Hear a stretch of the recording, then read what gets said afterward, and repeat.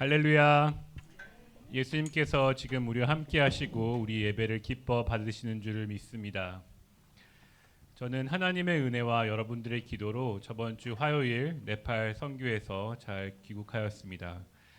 네팔과 한국에서 하나님께서 베푸신 큰 은혜들은 저희 한국 선교팀이 돌아온 대로 잘 정리하여 영상과 간증으로 보고 드리도록 하겠습니다. 내일까지 계속 예정되어 있는 한국 행복 나눔 교회 사역을 위해 계속해서 기도 부탁드립니다. 오늘 함께 은혜 나누실 말씀은 로마서 8장 31절에서 32절 말씀입니다. 가능하신 분들은 다 함께 자리에 일어나셔서 함께 말씀을 읽기 원합니다. 로마서 8장 31절에서 32절 말씀입니다. 31절 읽습니다. 그런즉 이 일에 대하여 우리가 무슨 말 하리요? 만일 하나님이 우리를 위하시면 누가 우리를 대적하리요? 자기 아들을 아끼지 아니하시고 우리 모든 사람을 위하여 내주신 이가 어찌 그 아들과 함께 모든 것을 우리에게 주시지 아니하겠느냐. 아멘. 자리에 앉으시겠습니다.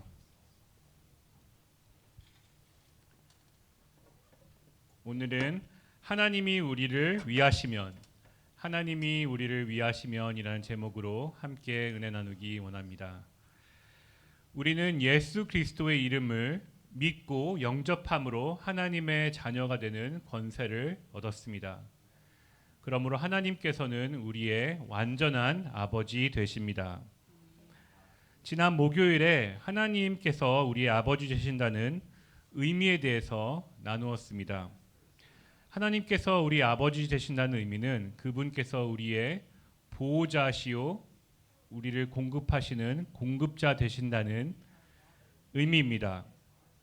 이러한 하나님의 보호하심과 돌보심을 우리는 우리 삶 가운데 실제 경험하기 위해서는 우리는 기도 가운데 하나님과의 친밀한 관계로 나아가야 합니다.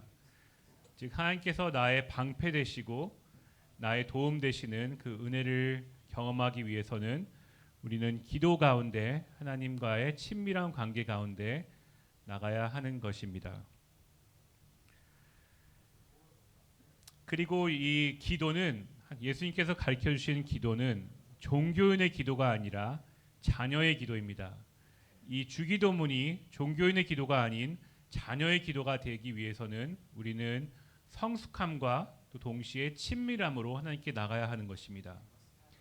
주기도문 첫 번째 구절에 말씀한 것처럼 하나님의 뜻이 아버지의 뜻이 하늘에서 이루어진 것 같이 내 삶에도 이루어지기를 원하나이다 라는 성숙함을 가지고 기도하는 것에 동시에 하나님 일용할 양식을 주옵소서 나에게 필요한 것을 하나님 주시옵소서라는 그 어린아이의 마음으로 그 친밀함을 가지고 하나님께 나아갈 때 우리는 비로소 하나님께 자녀의 기도를 드릴 수 있는 것입니다.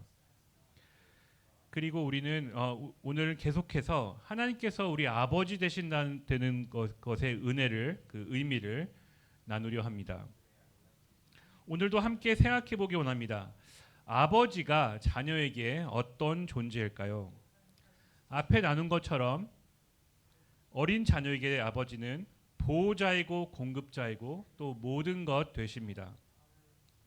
그런데 오늘 함께 나누고자 하는 그 내용은 아버지와 자녀 관계 가운데 전에 나눴던 내용보다 좀 더 근본적인 것입니다.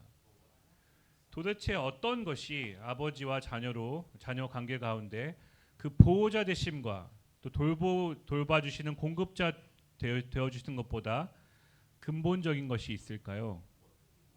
아버지로서 대표되는 부모는 어린 자녀에게 실제로 모든 것을 제공합니다. 어린아이를 먹여주고 씹혀주고 씻어주고 입혀주고 재워주고 또 사랑을 해줍니다. 무엇을 보호자와 공급자보다 더 근본적으로 아버지가 자녀에게 제공해 줄 수 있을까요? 그것은 바로 우리의 정체성입니다. 아버지로부터 자녀는 나의 정체성을 받게 되는 것입니다. 아버지가 한국 사람이면 자녀는 어떨까요? 자녀도 한국 사람입니다. 아버지가 재벌이면 그 그 자녀도 재벌의 삶을 살게 됩니다.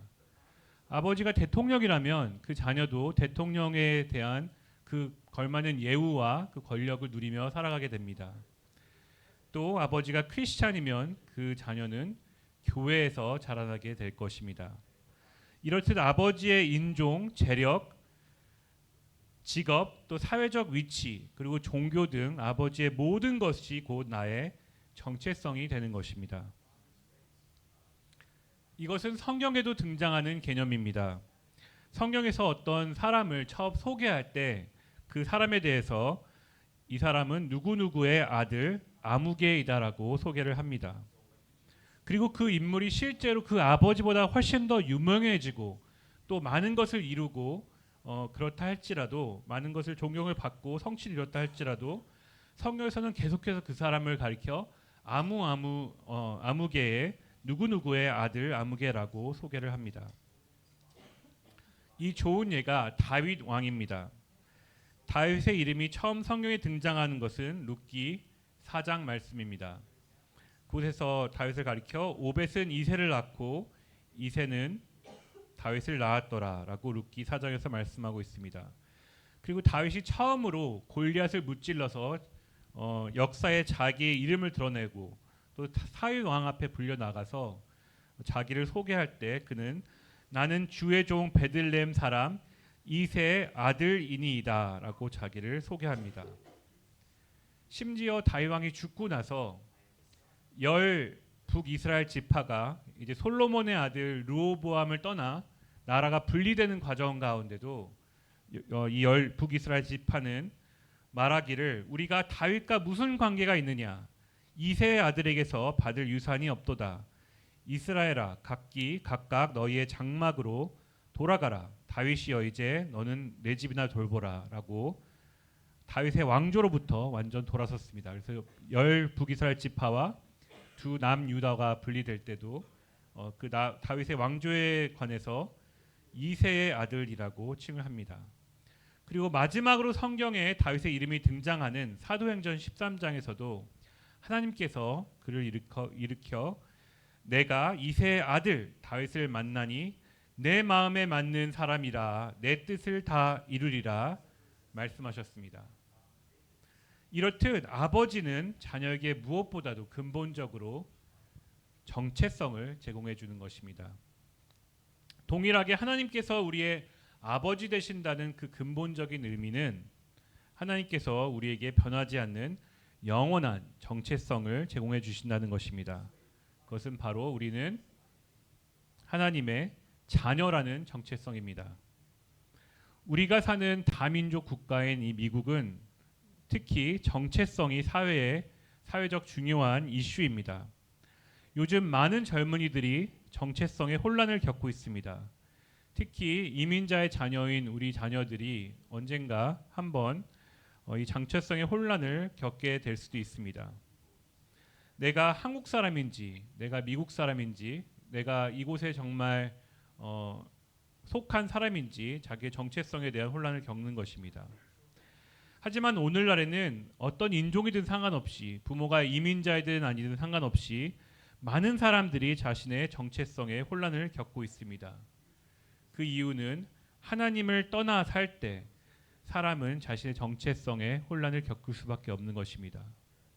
학교에서 너희는 사람이 원숭이로부터 진화되었다는 그런 가르침을 교육을 받아들이고 자라난 세대들은 자신의 근본에 대해서 계속 혼란스러워할 수밖에 없는 것입니다. 그래서 많은 사람들이 자신의 정체성을 자신의 피부 색깔, 자신의 성적 취향, 자신의 직장이나 커리어에서 찾으려 하는 것입니다. 유한하고 1차적이고 표면적인 것에서 자신의 정체성을 찾으려 하는 것입니다. 하지만 예수 그리스도를 믿는 우리는 우리의 정체성에 대해서 고민할 필요가 없습니다. 나의 피부 색깔이 어떻든, 나의 직장이나 경제 사정이 어떻든, 나의 출신이나 배경이 어떻든 우리의 첫 번째며 영원한 정체성은 바로 하나님의 자녀란 것입니다. 자, 이렇게 하나님께서 나의 아버지 되시고 나는 그분의 자녀라는 정체성에 대하여 오늘 성경 말씀은 우리에게 중요한 가르침을 주고 있습니다. 어떤 가르침인지 오늘 본문 말씀을 다시 함께 읽겠습니다. 로마서 8장 31절 32절 말씀을 다시 읽겠습니다. 시작. 그런즉 이 일에 대하여 우리가 무슨 말 하리요? 만일 하나님이 우리를 위하시면 누가 우리를 대적하리요? 자기 아들을 아끼지 아니하시고 우리 모든 사람을 위하여 내주시니가 어찌 그 아들과 함께 모든 것을 우리에게 주시지 아니하겠느냐. 아멘. 이 오늘 본문 말씀, 하나님께서 우리를 위하시면 누가 우리를 대적하리요? 하나님께서 우리에게 모든 것을 주시지 않겠느냐 하는 이 말씀에는 아버지 하나님 되신다는 그 하나님의 어떤 속성을 말하고 있는 걸까요? 어떤 속성을 우리에게 강조하고 있는 걸까요? 바로 하나님께서 우리를 위하신다는 것입니다. 하나님께서 나를 존귀하게 여기시고 나를 위해서 모든 것을 예비하시고 또 나에게 힘 주시고 나의 모든 것을 공급해 주시는 여호와 일의 아버지 하나님 되신다는 것입니다. 이러한 모든 조그만 복잡한 이 교회의 표현들을 한마디로 간단하게 표현할 수 있습니다. 함께 따라해 주시면 감사하겠습니다. 이 방금 말한 모든 표현들을 한마디로 하나님은 내 편이다. 하나님은 내 편이다. 하나님은 영원히 내 편이다. 아멘. 여러분, 이 세상 가운데 누가 나의 진정한 내 편이라고 말할 수 있겠습니까? 여러분은 세상에서 진정한 내 편을 가져본 적이 있으십니까? 이 세상에서 가장 가까운 나의 가족이라 할지라도 나의 가장 친한 친구라 할지라도 어떠한 사회적 인맥도 나에게 영원한 내 편이 될 수는 없습니다. 성경에서 말하는 사람이 가질 수 있는 가장 가까운 관계는 부부 관계입니다. 남자가 부모를 떠나 아내와 한 몸이 될지니라. 하지만 이 가장 가까운 부부 사이라 할지라도 영원한 내 편이 아닌 것입니다. 만약 그렇다면 부부싸움이 없겠지요. 부부싸움을 하는 많은 이유 가운데 서로가 서로에게 내 편이 달라고 요구하는 것입니다. 하지만 오늘 말씀에서는 세상 가운데서는 설마 부부나 가족이라 할지라도 영원한 내 편은 없지만 영원한 내 편이 한 분 계시네. 그 누구시죠? 바로 우리 아버지 하나님이시라는 것입니다. 이 말씀은 하나님께서 아들아, 내 딸아, 나는 영원히 내 편이야. 나는 영원히 널 떠나지도 아니할 거고 나는 영원한 너의 보호자와 공급자가 될 거라 말씀하시는 것입니다. 이런 하나님의 은혜를 깨닫고 누리시는 저와 여러분 되시기를 예수님의 이름으로 축복합니다. 그러면 하나님께서 진정한 내 편이라는 이 사실을 가지고 이 사실을 자각하고 사는 그리스도인들이 누릴 수 있는 세 가지 축복에 대해서 오늘 함께 나누기 원합니다. 첫 번째 축복입니다. 첫 번째, 하나님은 영원한 내 편이라 이 사실을 자각한 사람에게는 정죄함이 없습니다. 이것이 성경에서 강조하는 첫 번째 포인트입니다. 오늘 본문이 포함되어 있는 로마서 8장의 첫 번째 말씀인 1장 1절과 2절 말씀은 그러므로 이제 그리스도 예수 안에 있는 자에게는 결코 정죄함이 없나니 이는 그리스도 예수 안에 있는 생명의 성령의 법이 죄와 사망의 법에서 너를 해방하였음이라. 아멘. 예수 그리스도께서 여러분과 저를 이 사망과 죄의 법에서 생명으로 구원하셨음을 믿으시기 바랍니다. 여러분, 사단의 특징은 끊임없이 우리를 참소하고 정죄한다는 것입니다. 이미 죄 사함 받고 구원받은 성도들도 끊임없이 정죄를 합니다. 그래서 그의 이름 중 하나가 바로 참소하는 자, the accuser인 것입니다. 사단이 밤낮으로 우리를 참소하는 이유는 우리로 하여금 하나님께 온전히 나아가지 못하게 하는 것이 그 목적이 있습니다. 너의 과거를 한번 생각해봐. 너의 지금 삶을 한번 돌아봐. 어떻게 너가 뻔뻔히 하나님 앞에 나올 수 있니? 하나님도 너를 받아주시지 않을 거야 라고 사단은 우리에게 끊임없이 참속하고 미혹하려는 것입니다. 혹시 그러한 마음이 들 때마다 오늘 말씀을 기억하고 선포하시기 바랍니다. 하나님은 내 편이다. 여러분은 이 사실을 믿으십니까? 그러면 좀 더 구체적으로 질문을 드려보겠습니다. 만약에 내가 지금 죄의 유혹에 넘어가서 죄를 지었다고 가정해 보겠습니다. 내가 죄를 지은 상태에 죄 가운데 있는 가운데 아직 회개하지 않았습니다. 그래도 하나님은 나의 편이실까요? 정답은 yes입니다. 하지만 이 말이 하나님께서 내가 죄를 짓던 안 짓던 상관하지 않으신다는 말이 아닙니다. 이 말의 의미는 내가 심지어 죄를 지을 때에도 하나님께서는 영원히 나를 포기하지 않으신다는 말입니다. 언제 어떠한 상황에도 심지어 내가 죄의 유혹 가운데 넘어간 상황일지라도 변함없이 내 편이 되어 주시고 내가 죄에서 돌이켜 다시 생명의 길로 의의 길로 돌이키기를 성령의 말할 수 없는 탄식으로 끊임없이 응원해 주시라는 의미인 것입니다. 누가 능히 하나님께서 택하신 자들을 고발하리요 의롭다 하신 이는 하나님이시니 누가 정죄하리요. 아멘. 우리가 이러한 사실을 자각할 때 우리 마음에 참 자유함이 주어지는 것입니다. 언제 어떤 상황에도 하나님께서 영원히 내 편 되어 주시고 나를 영원히 포기하지 않으시는 그런 확신 가운데 사시기를 축복합니다. 두 번째, 하나님이 영원한 나의 편이란 것을 자각하는 사람에게는 두려움이 없습니다. 무엇을 해도 어떤 상황 가운데서 하나님이 내 편이란 사실은 우리로 하여금 담대함을 줍니다. 시편 23편입니다. 여호와는 나의 목자시니 내게 부족함이 없으리로다.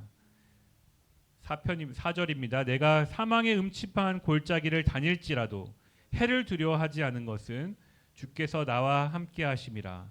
주의 지팡이와 막대기가 나를 안위하시나이다. 아멘.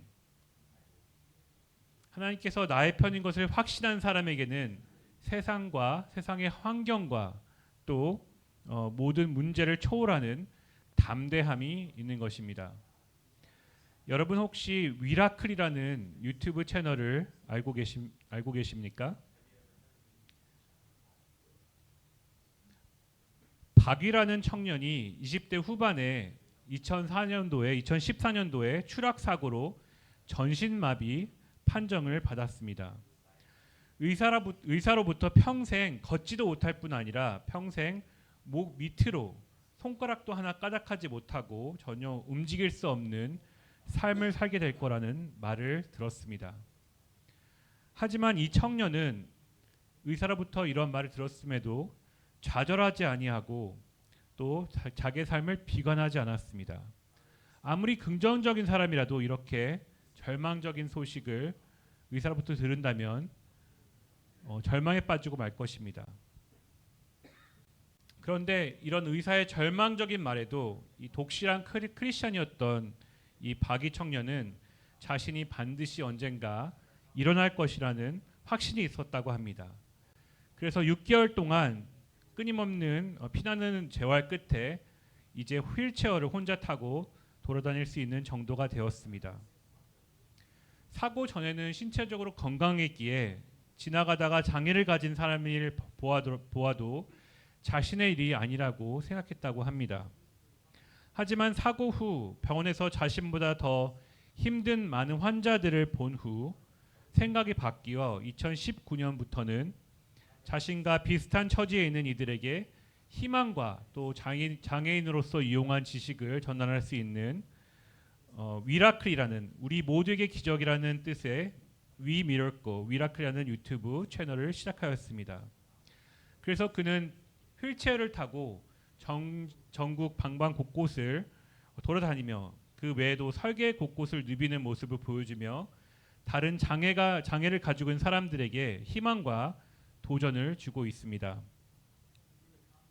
또한 새롭게 하소서 사회를 맡은 송지은 양과 새벽 기도에서 만나 교제를 이어오다가 최근 결혼하여 장애인과 결혼한 연예인 커플로 한국에서 큰 응원과 관심을 받기도 하였습니다.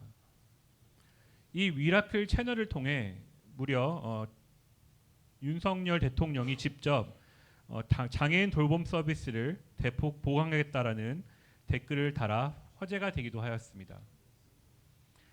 이렇듯 보통 장애를 가지고 있는 사람들은 그 사람들의 특징은 세상에서 받을 차별과 또 그 시선을 두려워해 밖에 나가는 것을 두려워하여 집에만 있는 것입니다.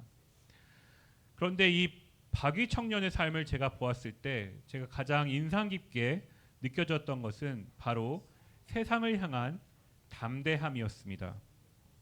그는 공개적으로 자신의 채널에서 하나님에 대한 신앙을 고백하고 본인이 이 모든 것을 이룰 수 있었던 이유는 바로 하나님에 대한 확실한 믿음이라고 고백하였습니다. 우리 또한 각각 우리의 삶에 연약함을 가지고 살고 있습니다. 우리의 약함과 이 세상의 어두움 가운데 우리가 담대할 수 있는 이유는 하나님께서 영원한 내 편이라는 사실일 줄 믿습니다. 어떠한 상황 가운데서도 하나님으로 말미암아 담대한 그리스도인 되시기를 축복합니다.